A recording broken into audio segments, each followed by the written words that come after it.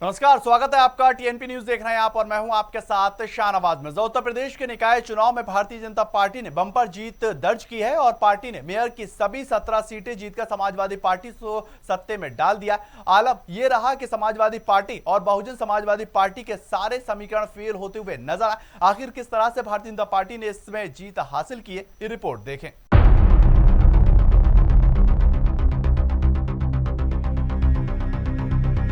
उत्तर प्रदेश में निकाय चुनाव में भारतीय जनता पार्टी ने रिकॉर्ड तोड़ जीत दर्ज की है। कर्नाटक में भले ही भारतीय जनता पार्टी का जादू नहीं चल पाया, लेकिन योगी ने उत्तर प्रदेश के गढ़ में कमल खिलाने के दावे को सिद्ध कर दिया। योगी ब्रिगेड जिस जिले से गुजरी, उस जिले में भारतीय जनता पार्टी का कमल खिल गया।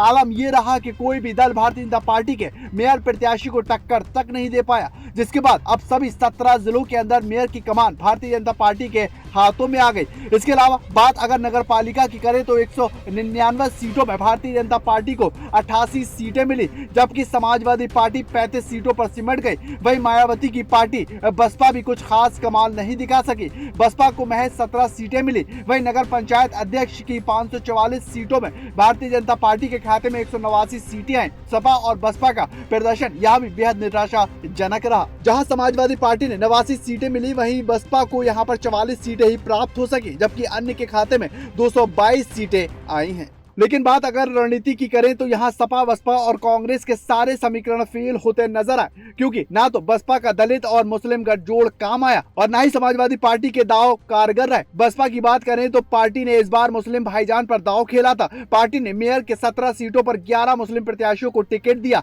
लेकिन सभी का टिकट जनता ने काट दिया। बसपा को किसी भी सीट पर जीत नहीं मिल पाई, यहाँ तक कि अलीगढ़ और मेरठ भी बसपा से छिन गया। बताते चले कि बसपा ने मुस्लिम प्रत्याशी उन जगहों से उतारे जहाँ मुस्लिम की ठीक ठाक पकड़ थी, लेकिन इसके बावजूद भी जनता ने बसपा को सिरे से नकार दिया। इसके अलावा समाजवादी पार्टी के सारे समीकरण चुनाव में फेल हो गए। पिछली बार की तरह इस बार भी मेयर की सीट पर समाजवादी पार्टी का खाता नहीं खुल सका। हालत ये रही कि समाजवादी पार्टी महासचिव शिवपाल यादव और रामगोपाल यादव खुद अपने गढ़ इटावा में अपने प्रत्याशियों को जिता नहीं पाए। लेकिन समाजवादी पार्टी की इस दुर्दशा का मेन कारण पार्टी के भीतर नेताओं की गुटबाजी और असंतोष का माना जा रहा है, क्योंकि पार्टी के अंदर कई नेता अपने प्रत्याशियों के खिलाफ दूसरे प्रत्याशियों का प्रचार करते नजर आए। इसके अलावा संभल से समाजवादी पार्टी के सांसद शफीकुर रहमान बर्क जैसे बड़े नेता आला कमान की नजरअंदाजी से रूठे हुए थे और वो पार्टी पर उनको नजरअंदाज करने का आरोप लगाते नजर आए। इसके अलावा कई नेता एंड मौके पर समाजवादी पार्टी को छोड़कर भारतीय जनता पार्टी में शामिल हो गए,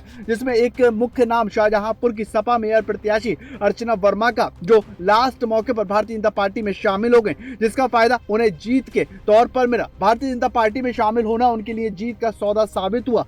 इसके अलावा एक वजह पार्टी के नेताओं की बयानबाजी भी है। जिस तरह से पार्टी महासचिव स्वामी प्रसाद मौर्य ने बीते दिनों रामचरितमानस पर विवादित टिप्पणी की थी, उसे भी हार का एक कारण माना जा सकता है। लेकिन हार जो भी हो, सबसे बड़ा कारण वो प्रदेश के सीएम योगी आदित्यनाथ की ताबड़तोड़ प्रचार है, जिसके आगे सभी विरोधी ताश के पत्तों की तरह ढह चुके हैं। योगी ने हर रैली में प्रदेश के विकास और कानून व्यवस्था का मुद्दा बनाकर प्रत्याशियों के लिए वोट मांगा। इसके अलावा बीते दिन माफियाओं पर ताबड़तोड़ एक्शन को भी मुद्दा बनाकर योगी ने भारतीय जनता पार्टी को जिताने की अपील की, जो सफल साबित हुआ। बहरहाल 2024 से पहले निकाय चुनाव के नतीजों ने उत्तर प्रदेश लोकसभा में उत्तर प्रदेश की राह को आसान किया, जिससे स्पष्ट तौर पर भारतीय जनता पार्टी को फायदा मिलता नजर आया है। Bureau report, TNP news.